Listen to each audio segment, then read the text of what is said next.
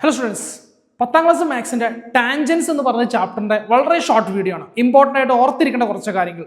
ഒന്നാമത്തെ point, circle വരച്ചു കഴിഞ്ഞാൽ അതിന്റെ റേഡിയസും ടാൻജന്റും കൂട്ടിമുട്ടുന്ന ആംഗിൾ എപ്പോഴും ഇവിടെ ക്രിയേറ്റ് ചെയ്യുന്ന ആംഗിൾ 90 ഡിഗ്രി ആണ്. ഒരു സർക്കിൾ വരച്ചാൽ ടാൻജന്റും റേഡിയസും കണക്ട് ചെയ്യുന്ന ആംഗിൾ ഈസ് 90 ഡിഗ്രി ആണ്. രണ്ടാമത്തെ പോയിന്റ്, ഒരു സർക്കിൾ വരച്ചു, ഒരു നിശ്ചിത അളവിൽ ഒരു പോയിന്റ് പി എന്ന് പറയുന്ന ഒരു പോയിന്റ് കൊടുത്തു കഴിഞ്ഞാൽ അവിടെ നിന്ന് നമുക്ക് രണ്ട് ടാൻജൻസ് മാത്രമേ വരയ്ക്കാൻ പറ്റുള്ളൂ. ആ രണ്ട് ടാൻജന്റുകളും തുല്യമായിരിക്കും, ഈക്വൽ ആയിരിക്കും.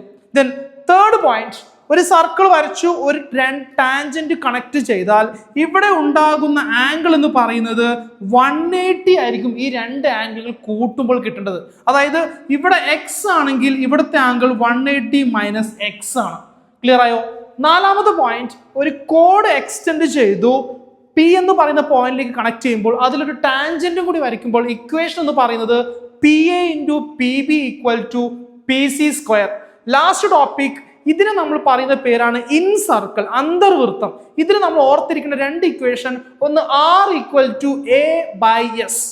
ആർ എന്ന് പറയുന്നത് ഇൻ സർക്കിൾ റേഡിയസ് ആണ്, സർക്കിളിന്റെ റേഡിയസ് ആണ്. എ എന്ന് പറയുന്നത് area of the triangle. S എന്ന് പറയുന്നത് ഹാഫ് പെരിമീറ്റർ, പെരിമീറ്റർ ഓഫ് ട്രയാങ്കിളിന്റെ പകുതി.